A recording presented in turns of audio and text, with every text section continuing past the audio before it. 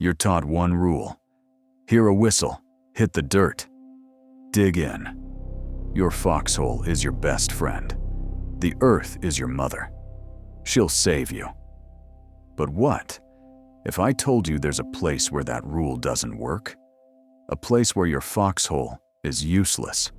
A place where death doesn't come from the front, but from above. The Germans knew this, and they made the trees themselves kill us. This isn't a movie about heroes.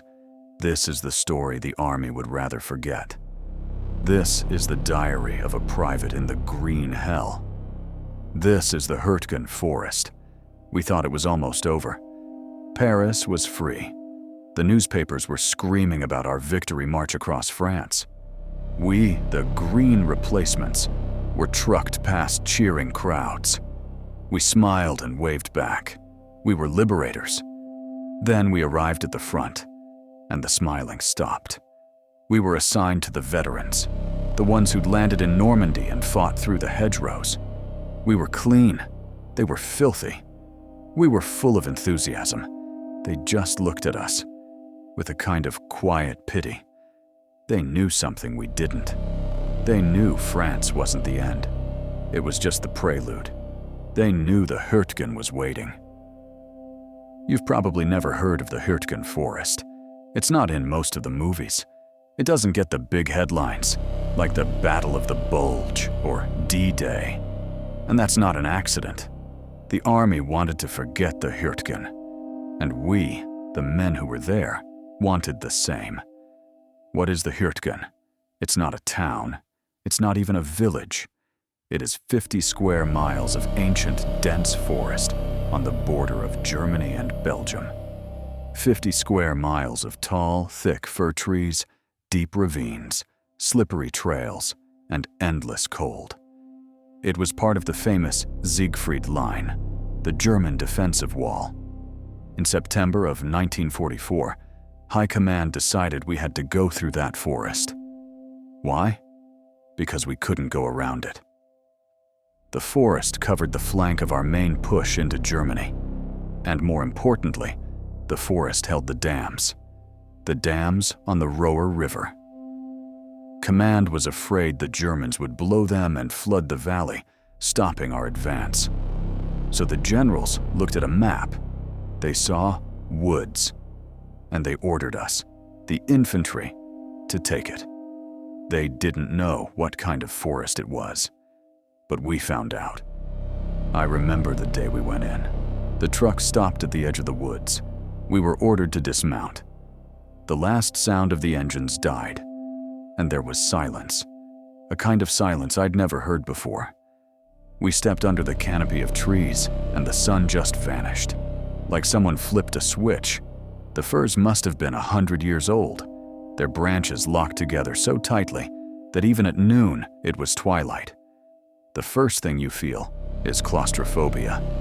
The air is stale, heavy. The second thing is the cold. It wasn't just cold. It was a dampness, a penetrating, all-consuming dampness that seemed to rise from the ground itself. It got under your wet uniform, under your skin, straight into your bones, and it never, ever left. Not for a day, not for a night. And the third thing was the smell. The forest stank. It stank of rot, of wet pine needles, of damp earth, and of death. We hadn't even seen a body yet, but the forest already smelled of them. We moved in single file down a narrow path. I couldn't see the man 10 yards ahead of me. I couldn't see the sky. I couldn't see the enemy. The sergeant told us to spread out and start digging. Dig deep, he said, and pray you get lucky with the roots. A foxhole in the Hürtgen isn't just a hole. It's a grave you dig for yourself, hoping it won't be. You dig, and within half an hour, the hole fills with icy water. You bail it out with your helmet, dig some more, hacking through roots as thick as your arm. For 2 hours, you dig. For 2 hours, you sweat. And then you sit down in the bottom of that muddy puddle, and the sweat on your back freezes instantly, and you sit, and you wait. And then, short pause, it begins. The thing that gave this forest its name. The Green Hell. In other places, you fear artillery. In the Hürtgen, you hate it. In Normandy, when the shelling started, you jumped in your foxhole. You hugged the ground. The earth was your friend. In the Hürtgen, the earth was useless. The Germans weren't stupid. They had been sitting in their concrete pillboxes on the Siegfried Line for weeks. They had pre-registered every single foot of that damned forest. And they used a tactic that broke men faster than shrapnel. They called them tree bursts.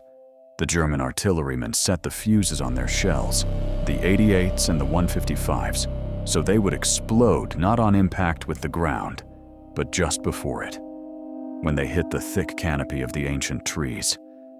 For the soldier on the ground, that meant one thing. Hell was coming from above. You hear the whistle. You dive into your foxhole, into the freezing sludge at the bottom. You cover your head. But the explosion doesn't happen on the ground. It happens over you.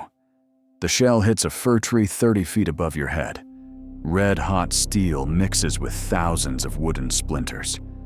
Razor-sharp shards of wood, flying downwards with the force of a bullet.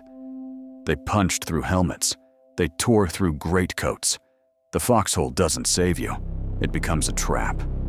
To lie flat on the bottom was to wait to be impaled by that rain of steel and wood. You couldn't hide. When the shelling started, you could only sit, curled into a ball, and listen to your friends in the next holes being torn apart. You'd hear the screams, but more often you heard nothing. Just the whistle, then the crack, and silence. The artillery didn't just kill, it maimed. It took limbs. Every time the barrage lifted, the sergeant would yell, "Medic!" And you'd crawl out of your hole praying they weren't calling your name. We sat in that forest for weeks. Or was it days? I don't know. Time stopped in the Hürtgen.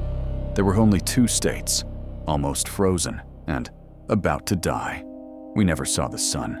We never saw hot food. Our K rations froze solid in their boxes. We'd gnaw on biscuits that were hard as rock. Our feet, oh God, our feet. They were wet 24 hours a day. At first they just ached. Then the skin turned white and wrinkled, like a drowned man's. Then it began to turn black. Trench foot, they called it. I saw men cry when the sergeant ordered them to take their boots off. They were afraid to see that their feet were gone. We stopped being soldiers. We were animals, trying to survive. We hated the forest. We hated the Germans we couldn't even see. We hated the command that sent us here. There were no heroes in that forest. Heroism is seeing the enemy and attacking. But what do you do when the enemy is the trees themselves? When the enemy is the cold? When the enemy is the mud that sucks your wounded buddy down and you can't pull him out? Mind snapped. Every night someone would break. They'd start screaming or crying or just climb out of their hole and run. Where? It didn't matter. Just running until a machine gun cut them down or another tree burst caught them. They called it combat fatigue. We called it the Hürtgen fever. And then, one gray, dead morning, the artillery stopped. At first we didn't believe it. Silence in the Hürtgen was more terrifying than the noise. It always meant one of 2 things. Either the Germans were preparing an attack, or, short pause, we were. I heard our lieutenant's voice. It was cracking with tension. "Okay, let's go. First platoon, on your feet. Move it, move it!" My heart sank. For all these days, we had been sitting in our holes, afraid of one thing, the shelling. But now I realized there was something worse. We were ordered to get out of our stinking, wet but familiar holes, out into the open. We had to attack something we couldn't even see. We had to run through this dark, cursed forest, through minefields, straight towards the MG-42s that we could hear, but never see. I looked at the kid in the next hole. He was 19. He was shaking so badly he couldn't hold his rifle straight. I probably didn't look much better. We had to stand up, to turn from stationary targets into running ones. The lieutenant yelled again. I threw my leg over the side of the foxhole. The icy mud sucked at my boot, reluctant to let me go. And as I stood up, I had only one thought. This is a meat grinder, and we just walked into it.